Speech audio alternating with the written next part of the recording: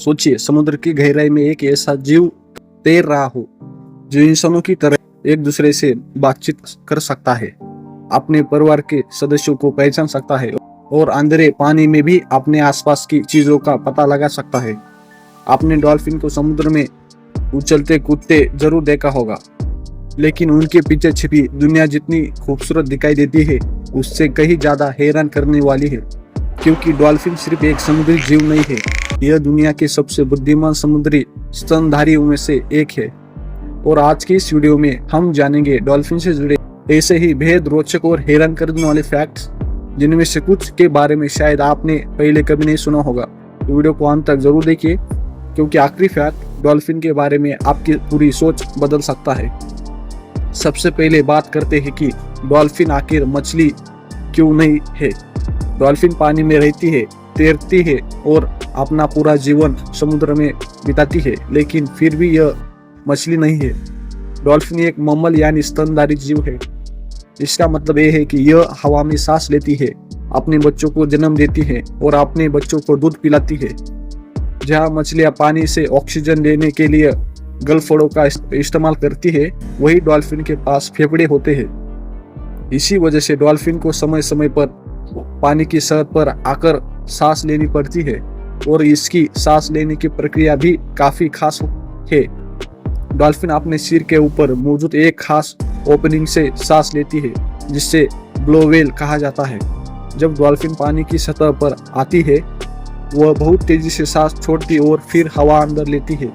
इसी दौरान आपको उसके सिर के ऊपर से पानी का फव्वारा निकलता हुआ दिखाई दे सकता है, लेकिन असल में वह पानी नहीं बल्कि सांस छोड़ने के दौरान बाहर निकलने वाली हवा और आसपास की नमी होती है।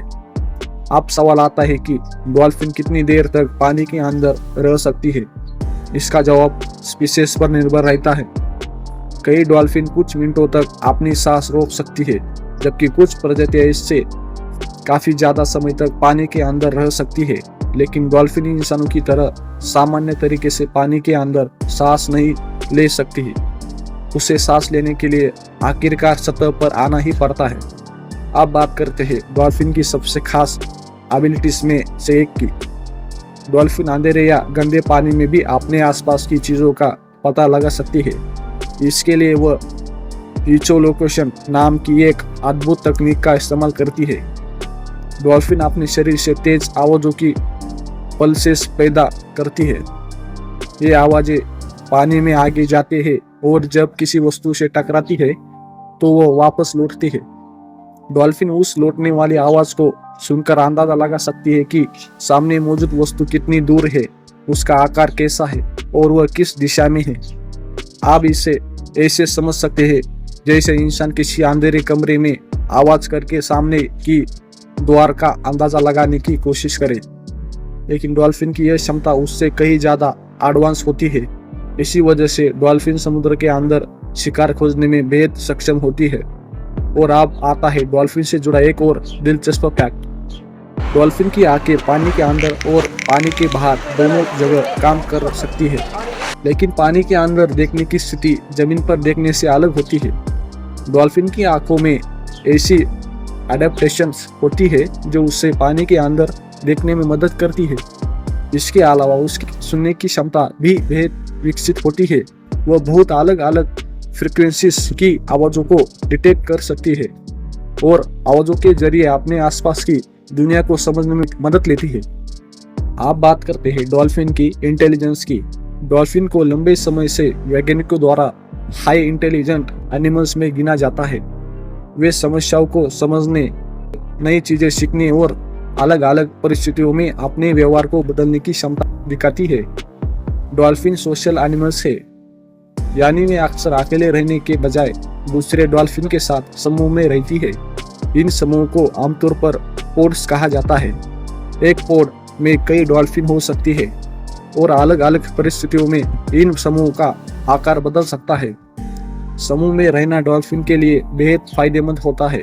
वे मिलकर भोजन खोज सकती है, शिकारियों से बच सकती है और बच्चों की देखभाल में एक दूसरे की मदद कर सकती है। और यही से जुड़ा है डॉल्फिन का एक बेहद इंटरेस्टिंग बिहेवियर। डॉल्फिन एक दूसरे के साथ अलग अलग आवाज़ों और बॉडी मूवमेंट्स के जरिए कम्युनिकेशन करती है। उनकी आवाज़ों में क्लिक्स, विस्टल्स और दूसरी तरह की साउंड शामिल हो सकती है। वैज्ञानिकों ने यह भी पाया है कि बॉटलिनस डॉल्फिन्स में अलग अलग इंडिविजुअल्स की अपनी सिग्नेचर विस्टल हो सकती है, जिसे आप इंसानों के नाम से तुलना कर सकते हैं। यानी एक डॉल्फिन दूसरे डॉल्फिन की खास विस्टल को पहचान सकती है और उस आवाज के जरिए उसे पहचानने में मदद मिल सकती है। यह बिहेवियर डॉल्फिन की सोशल इंटेलिजेंस को समझने में बेहद महत्वपूर्ण माना जाता है। आप सवाल है कि डॉल्फिन सोती कैसे है, क्योंकि अगर डॉल्फिन इंसान की तरह पूरी तरह सो जाए और उसके फेफड़ों को सांस लेने के लिए नियंत्रण न मिले तो वह डूब सकती है। लेकिन प्रकृति ने डॉल्फिन को इसके लिए एक शानदार तरीका दिया है। डॉल्फिन के दिमाग के दोनों हिस्से एक साथ पूरी तरह इनएक्टिव नहीं होते। आराम करते समय उसके ब्रेन का एक हिस्सा रिलेटिवली एक्टिव रह सकता है, जबकि दूसरा हिस्सा आराम करता है। इस तरह डॉल्फिन अपने शरीर की गतिविधि और सांस लेने की प्रक्रिया को नियंत्रित करते हुए आराम कर सकती है।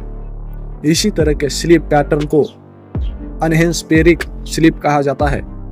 मतलब डॉल्फिन के लिए सोना भी इंसानों की तरह बिल्कुल सीधा मामला नहीं है। अब बात करते हैं डॉल्फिन के बच्चों की। डॉल्फिन का बच्चा पैदा होने के बाद तुरंत अपनी माँ के साथ तैरना शुरू कर देता है। नवजात डॉल्फिन के लिए अपनी माँ के पास रहना बेहद जरूरी होता है, क्योंकि उसे सांस लेने के लिए पानी की सतह तक पहुंचना होता है और शुरुआत में उसे तैरने तथा समुद्र में जीवन जीने के लिए बहुत कुछ सीखना पड़ता है।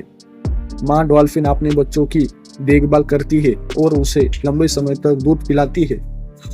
डॉल्फिन का दूध काफी विनेगरी रिच होता है, जिससे बच्चों की तेजी से बढ़ने में मदद मिलती है।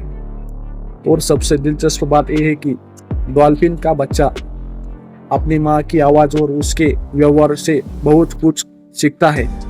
आप बात करते हैं डॉल्फिन के शरीर की। डॉल्फिन का शरीर पानी में तेज गति से तैरने के लिए स्ट्रीमलाइट होता है। उसका शरीर आगे से स्मूथ और पीछे की तरफ पतला होता है। उसके सामने मौजूद फ्लाइपर्स दिशा बदलने और शरीर को कंट्रोल करने में मदद करते हैं, और उसकी टेल यानी फ्लोकेस उससे आगे बढ़ने के लिए पावरफुल थ्रस्ट देती है। डॉल्फिन अपनी टेल को ऊपर नीचे करके पानी को जोर से पीछे ढकेलती है और इसी रिएक्शन से उसका शरीर आगे बढ़ता है। डॉल्फिन की स्किन भी काफी खास होती है। उसकी त्वचा लगातार बढ़ती रहती है और आउटर लेयर तेजी से शेड हो सकती है। इससे उसकी स्किन स्मूथ बनी रहने में मदद मिलती है और पानी में ड्रैग कम करने में भी फायदा हो सकता है।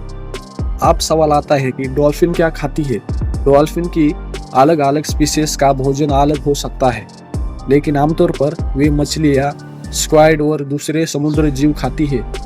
कुछ डॉल्फिन शिकार करते समय अकेले काम करती है, जबकि कुछ स्पीशीज समूह में मिलकर शिकार करती है। समूह में शिकार करना काफी फास्किनेटिंग हो सकता है। कई डॉल्फिन एक साथ मछलियों के समूह को एक जगह इकट्ठा करती है और फिर कोऑर्डिनेटेड तरीके से उन्हें पकड़ती है। यानी समुद्र के अंदर उनका हंटिंग सिस्टम भी टीम वर्क पर आधारित हो सकता है। लेकिन डॉल्फिन सिर्फ तेज तैरने के लिए फेमस नहीं है, वे काफी पावरफुल स्विमर्स भी होती है। कुछ डॉल्फिन पानी में बहुत तेज गति से तैर सकती है और जरूरत पड़ने पर अचानक दिशा भी बदल सकती है। इसी वजह से किसी प्रेडेटर से बचने या शिकार पकड़ने में उन्हें फायदा मिलता है। आप बात करते हैं डॉल्फिन और इंसानों के रिश्ते की। हजारों वर्षों से इंसानों का डॉल्फिन के साथ अलग अलग तरह का संपर्क रहा है। आज डॉल्फिन दुनिया भर में लोगों के बीच बेहद पॉपुलर मरीन एनिमल्स है। लेकिन हमें यह भी समझना चाहिए कि डॉल्फिन विल्ड एनिमल्स है। उसका नेचुरल इन्वायरमेंट समुद्र है और उनके बिहेवियर को सिर्फ इंसानों के इंटरटेनमेंट के लिए समझना सही नहीं है। समुद्र में डॉल्फिन को कई खतरों का सामना भी करना पड़ता है। समुद्री प्रदूषण, प्लास्टिक, मछली पकड़ने के जाल, हैबिट चेंजेस और ह्यूमन एक्टिविटीज उनके लिए गंभीर खतरे पैदा कर सकती है। कई बार डॉल्फिन फिशिंग नेट्स में फंस जाती है और सांस लेने के लिए सतह पर नहीं आ पाती। इसलिए समुद्री इकोसिस्टम की सुरक्षा सिर्फ डॉल्फिन के लिए नहीं बल्कि हजारों दूसरी मरीन स्पीसीज के लिए भी जरूरी है। अब एक और इंटरेस्टिंग बात, क्या सभी डॉल्फिन एक जैसी होती है? बिल्कुल नहीं। दुनिया में डॉल्फिन की कई अलग अलग स्पीसीज और रिलेटिव्स पाए जाते हैं। उनका आकार, रंग, शरीर का शेप, हैबिट्स और बिहेवियर अलग अलग हो सकता है। कुछ समुद्र में रहती है जबकि कुछ डॉल्फिन स्पीसीज या उनके close relatives fresh water system में भी पाई गई है। उदाहरण के लिए कुछ रिवर डॉल्फिन्स नदियों के वातावरण के अनुसार विशेष एडेप्टेशन विकसित कर चुकी है। यानी डॉल्फिन सिर्फ समुद्र की एक ही तरह की क्रिएटर नहीं है। अब आते हैं एक ऐसे फैक्ट पर जो डॉल्फिन की इंटेलिजेंस को और भी इंटरेस्टिंग बना देता है। कुछ वैज्ञानिक अध्ययनों में डॉल्फिन के सेल्फ रिकॉग्निशन और मिरर टेस्ट को लेकर फैसिनेटिंग ऑब्जर्वेशन सामने आए हैं। मिरर टेस्ट का उद्देश्य देखना होता है कि कोई एनिमल्स अपने रिफ्लेक्शन को सिर्फ दूसरे एनिमल्स के रूप में देखता है या अपने शरीर को पहचानने के लिए उसका इस्तेमाल कर सकता है।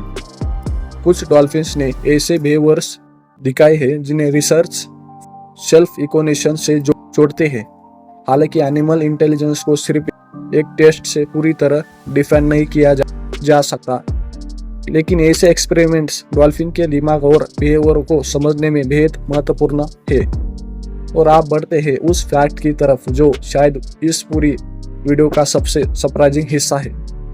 डॉल्फिन सिर्फ आवाजों से एक दूसरे को पहचानती ही नहीं है, बल्कि उनके कम्युनिकेशन सिस्टम को समझने की कोशिश आज भी वैज्ञानिकों के लिए एक बड़ा रिसर्च टॉपिक है। उनकी विस्टल्स और क्लिक्स के पीछे कॉम्प्लेक्स इंफॉर्मेशन हो सकती है। वैज्ञानिक ये समझने की कोशिश करते हैं कि डॉल्फिन अलग अलग साउंड्स का इस्तेमाल किस तरह करती है और उनके कम्युनिकेशन में कितनी कॉम्प्लेक्सिटी होती है। लेकिन अभी तक इंसानों ने डॉल्फिन की पूरी भाषा को डिकोड नहीं किया है। यानी हम डॉल्फिन की आवाज़ सुन सकते हैं, उनके बिहेवियर का अध्ययन कर सकते हैं, उनके कम्युनिकेशन पैटर्न को एनालाइज कर सकते हैं, लेकिन हम अभी भी पूरी तरह यह नहीं जानते हैं कि वे एक दूसरे से एग्जैक्टली क्या कहते हैं। और यही बात डॉल्फिन को इतना माइस्टेरियस और फैसिनेटिंग बनाती है। लेकिन अब आता है इस वीडियो का सबसे शॉकिंग फैक्ट। डॉल्फिन की इंटेलिजेंस को लेकर वैज्ञानिकों ने जो सबसे फैसिनेटिंग ऑब्जर्वेशन किया है उनमें से एक ये है कि कुछ डॉल्फिन्स अपने शरीर के बारे में मिरर में मिलने वाली जानकारी का इस्तेमाल कर सकती है और अपने रिफ्लेक्शन को लेकर ऐसा बिहेवियर दिखा सकती है जो सेल्फ अवेयरनेस की ओर इशारा करता है। सोचिए, समुद्र में रहने वाला एक जीव अपने रिफ्लेक्शन को देख रहा है और उस इंफॉर्मेशन का इस्तेमाल अपने शरीर को एग्जामाइन करने के लिए कर रहा है। यह हमें याद दिलाता है कि इंटेलिजेंस सिर्फ इंसानों तक सीमित नहीं है। प्रकृति ने अलग अलग जीवों को इंटेलिजेंस के अलग अलग रूप दिए हैं और डॉल्फिन उनमें से एक बेहद खास उदाहरण है। एक ऐसा जीव जो हवा में सांस लेता है, समुद्र में रहता है, इकोलोकेशन से अपने आसपास की दुनिया को समझता है, कॉम्प्लेक्स सोशल ग्रुप में रहता है, अपने बच्चों की देखभाल करता है और अलग अलग साउंड्स के जरिए कम्युनिकेशन करता है। शायद इस वजह से डॉल्फिन को देखकर हमें सिर्फ एक खूबसूरत समुद्री जीव नहीं दिखाई देना चाहिए, बल्कि हमें समुद्र की उस अमेजिंग दुनिया की झलक दिखाई देती है जिससे इंसान अभी भी पूरी तरह समझ नहीं पाया है। तो दोस्तों, डॉल्फिन के बारे में आपको इनमें से कौन सा फैक्ट सबसे ज़्यादा हैरान करने वाला लगा? अगर आपको ऐसे ही दुनिया के सबसे इंटरेस्टिंग एनिमल्स, रहस्यमयी जगहों और अमेजिंग फैक्ट्स की वीडियो पसंद है तो वीडियो को लाइक करें, चैनल को सब्सक्राइब करें और कमेंट में ज़रूर बताएं कि अगली वीडियो किस एनिमल पर चाहिए। मिलते हैं अगली वीडियो में एक और हैरान कर देने वाले फैक्ट के साथ। धन्यवाद।